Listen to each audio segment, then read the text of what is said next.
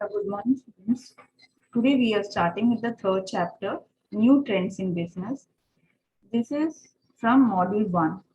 From Module 1 only we are learning the third chapter, New Trends in Business. What are the new trends? New trends means that is the LPG model. Here we can call the LPG model as the new trends. LPG model क्या है? Liberalization, privatization and globalization. ये कब आया था? In the year 1990s. एक new economic reform बनाया था, उसको हम लोग बोलेंगे एलपीजी मॉडल. मेन एम क्या था? हमारा इकोनॉमी को ग्रो करना plus globally all over the world competitive होना चाहिए. ठीक है. So first we will try to understand the meaning of liberalization, privatization and globalization. Liberalization क्या है students? That is जो rules and regulations बना के रखा था गवर्नमेंट ने फॉरेन कंट्रीज हमारे कंट्री में आके जो बिजनेस स्टार्ट नहीं करना है, जो rules and strict rules and regulation जो बना के रखा था वो रिड्यूस किया गया है.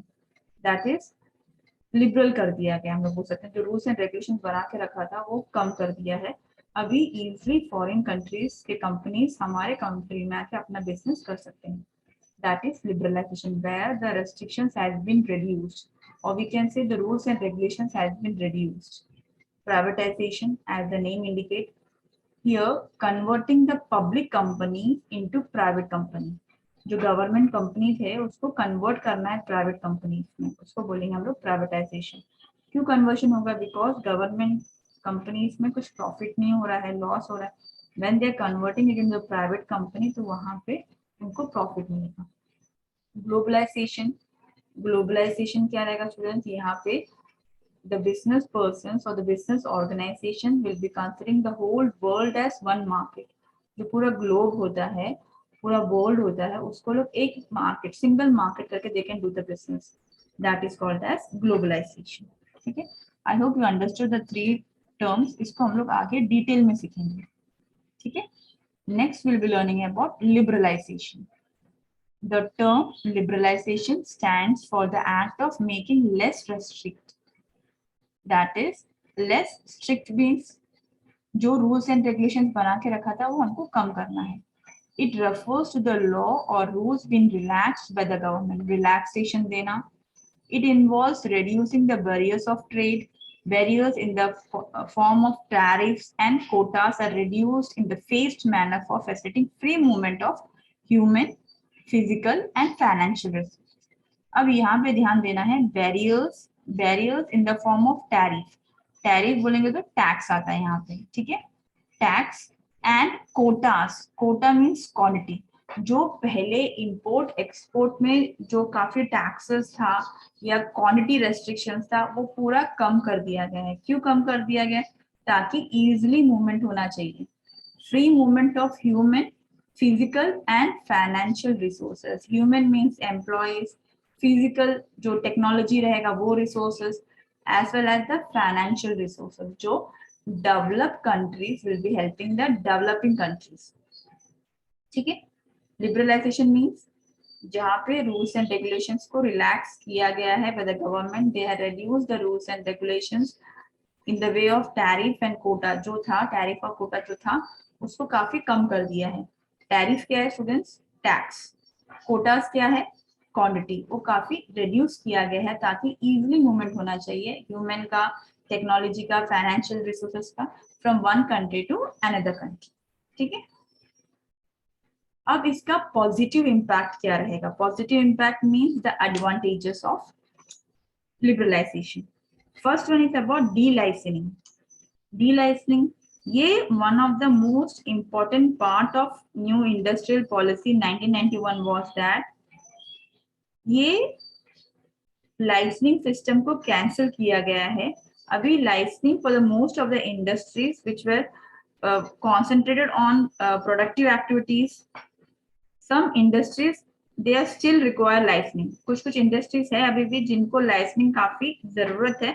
Alcohol industries, cigarette industries, explosive जो बॉम्ब्स बनाते हैं वो industries, defence product industries, drugs बनाने वाले इंडस्ट्रीज या फार्मास्यूटिकल इंडस्ट्रीज, ये सब इंडस्ट्रीज को अभी भी लाइसेंसिंग जो है कंपलसरी है. बट अलग दूसरे जो इसके अलावा जो अलग ऑर्गेनाइजेशन है उनको लाइसेंस की इतना जरूरत नहीं है because of this new industrial policy, that is cancel किया गया है लाइसेंसिंग सिस्टम, बट किसी किसी इंडस्ट्रीज पे लाइसेंस कैंसिल नहीं हुआ, उनको अभी भी लाइसेंस लेना कंपलसरी है। Second one is about increase in foreign investment. Liberalization policies have opened doors for foreign investment in the Indian industry. अब liberalization से क्या हुआ है स्टूडेंट्स, यहाँ पे foreign countries, that is the developed countries, are investing in the developing countries. At present, there are 100% FDI, that is foreign direct investment allow किया गया है 100%. That is foreign countries जो है 100% वो लोग अपना invest कर सकते हैं। इंफ्रास्ट्रक्चर होने दो, टूरिज्म होने दो, होटल्स होने दो, यहाँ पे फॉरेन कंट्रीज इजीली पूरा का पूरा इन्वेस्ट डेवलपिंग कंट्रीज में कर सकता है। That is 100% they can invest in the developing countries because of liberalisation. That is जैसे रूल्स एंड रेगुलेशंस कम किया है तो फॉरेन कंट्रीज जो है इजीली हमारे कंट्री में आके अपना बिजनेस स्टार्ट करें। उसमें आता है foreign direct investment. Foreign direct investment का मेन रीजन क्या रहेगा, उनको प्रॉफिट कमाना है। तो यहाँ पे because of this liberalisation the foreign countries are investing their capital in the developing countries. There is an increase in the inflow of foreign capital, we can say technology as well as skill enhancement of industrial competition, काफी ज्यादा improvement हुआ है because of this liberalization. We can say that overall improvement in the business environment has been happened because of this liberalization. Third one is about liberalization of industrial location. Industrial location, here as per the Industrial Policy Act 1991, there is no need to obtain approval from the central government for industrial location. Industrial locations के लिए central government का approval का जरूरत नहीं है. Only 6 industries have to obtain the license. अब ऐसे industries जो पोल्यूट करते हैं एनवायरमेंट को, उनको गवर्नमेंट से अप्रूवल लेना पड़ता है कि उनको कौन सा लोकेशन चाहिए, उनको लोग कहाँ अपना ये बिजनेस कहाँ स्टार्ट कर सकते हैं या उनका मैन्युफैक्चरिंग फर्म कहाँ लोकेट करेंगे, because it will be polluting the environment. उस टाइम पे they required licence from the central government. तो जो गवर्नमेंट रहेगा they will be selecting the right location कि ये लोकेशन में if you are starting the business, अगर भले ही हमारा एनवायरमेंट डिग्रेड हो रहा है बट आसपास का जो लोग रहेंगे उनको प्रॉब्लम नहीं होगा। दैट इज हम लोग बोल सकते हैं जहाँ पे लोग जहाँ रहते हैं उससे काफी दूर रहेगा ये इंडस्ट्री, ठीक है। तो लोकेशन के लिए लिबरलाइजेशन ऑफ इंडस्ट्रियल लोकेशंस, पहले जो था हमको सेंट्रल गवर्नमेंट से अप्रूवल लेना पड़ा था, बट अभी ऐसे इंडस्ट्रीज है, ओनली 6 इंडस्ट्रीज आर देयर जिनको अभी भी अप्रूवल लेना पड़ता है सेंट्रल गवर्नमेंट से, because they might pollute the environment. Fourth one is about abolition of phased manufacturing programs for new projects. These programs, which are aimed on indigenization of technologies, were enforced in the several engineering as well as electronic industries. अब ये जो policy बना है इसने abolish किया है ये सब programs, that is जो भी नया प्रोजेक्ट है they can easily start the new project. 100% imported raw materials can be used in the manufacturing firms. That is हम लोग पूरा का पूरा जो raw materials है we can import it from the foreign countries. इससे हमारा quality of raw materials will be good. हम लोग टेक्नोलॉजी import कर सकते हैं जो पहले नहीं था। ये लिबरलाइजेशन पॉलिसी आने के बाद हम लोग इजीली हमारा जो नया प्रोजेक्ट में we can easily purchase or import the raw materials from the foreign countries. Then comes about policy on public sector. Policy on public sector, यहाँ पे public sector का policy क्या है students? In the year 1956, resolution had reserved 17 industries for public sector. जो 17 industries है वो सिर्फ public sector ही संभालेगा, बाकी जो है प्राइवेट कंपनीज के लिए था। बट ये इंडस्ट्रियल पॉलिसी 1991 आने से क्या हुआ स्टूडेंट्स, उसमें से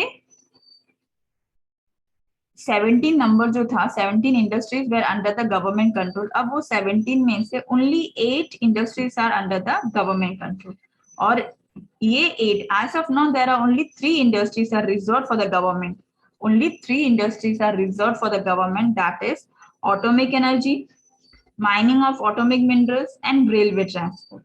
धीरे धीरे अभी रेलवे ट्रांसपोर्ट भी प्राइवेटाइजेशन की तरफ जा रहा है, बट 3 इंडस्ट्रीज आर देयर जो पूरा गवर्नमेंट के पास है, atomic energy, mining of atomic minerals and railway transport.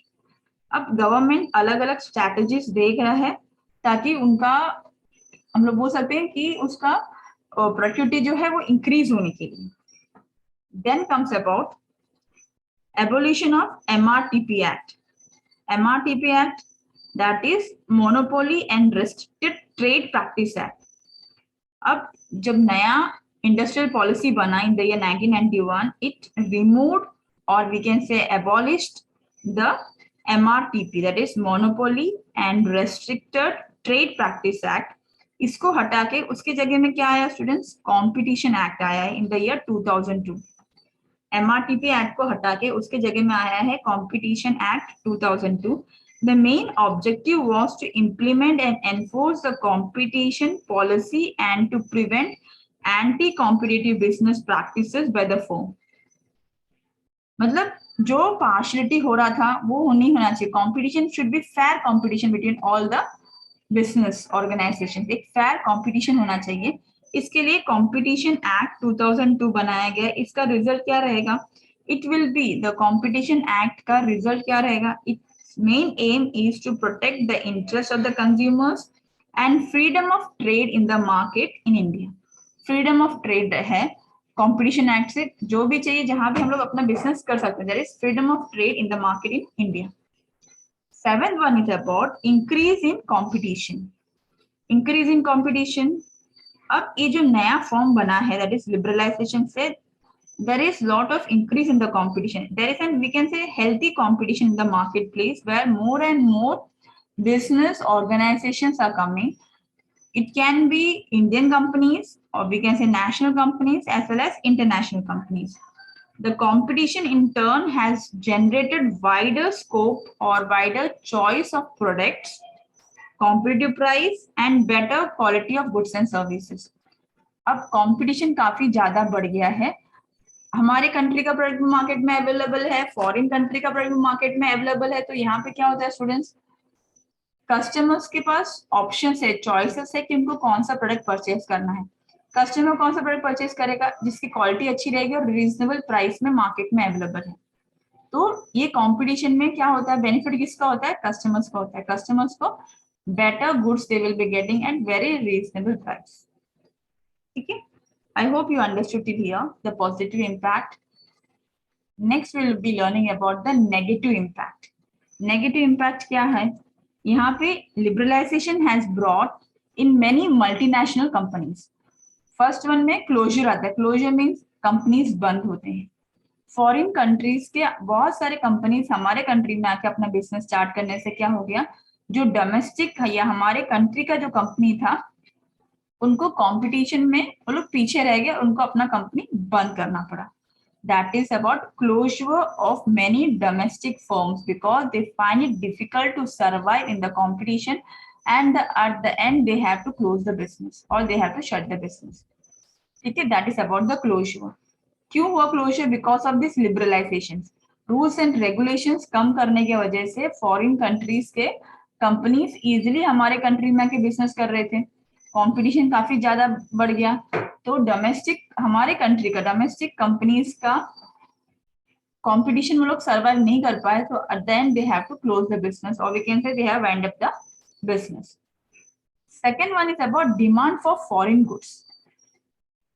अभी फॉरेन गुड्स है या डोमेस्टिक गुड्स है, कंपेयर करेंगे तो फॉरेन गुड्स का जो प्रोडक्ट है उसका क्वालिटी काफी अच्छा है, प्राइस भी रीजनेबल है, तो लोग मोस्टली वो ही परचेज करते हैं. तो डिमांड जो था फॉरेन गुड्स का ज्यादा था compare to the domestic goods. हमारे कंट्री में जो प्रोडक्ट मैन्युफैक्चर हो रहा था उसका डिमांड काफी कम था.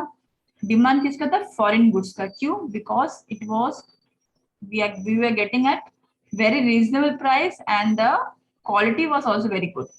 ठीक है. थर्ड वन आता है मोनोपोली. मोनोपोली मालूम है सबको क्या है? अब एमआरटीपी एक्ट तो हटा दिया गया क्योंकि उससे मोनोपोली ज्यादा हो रहा था. कंपटीशन एक्ट लेके आ गया है, बट इसमें भी डिफिकल्टी किसको हुआ? स्मॉल स्केल इंडस्ट्रीज को या स्मॉल लोकल बिजनेस मैन को तकलीफ हुआ to match with the technologies which the develop countries वे हैविंग। जो छोटे मोटे कंपनीज थे हमारे डोमेस्टिक, हमारे कंट्री के जो छोटे मोटे कंपनीज थे उनको सर्वाइव होना काफी मुश्किल हो गया कंपटीशन में विद द मल्टीनेशनल कंपनीज जो फॉरेन कंट्रीज के थे। तो मल्टीनेशनल कंपनीज के लिए तो वो मोनोपोली हो गया कि उनका प्रोडक्ट ही मार्केट में बिक रहा है, बाकी प्रोडक्ट मार्केट में नहीं बिक रहा है। That is about monopolies. तो ये हमारे लिए नेगेटिव इम्पैक्ट था। कंपनीज बंद हो गए, फॉरेन गुड्स का डिमांड ज्यादा बढ़ गया और फॉरेन गुड्स का काफी ज्यादा मोनोपोली हो गया। ठीक है, I hope you understood liberalisation.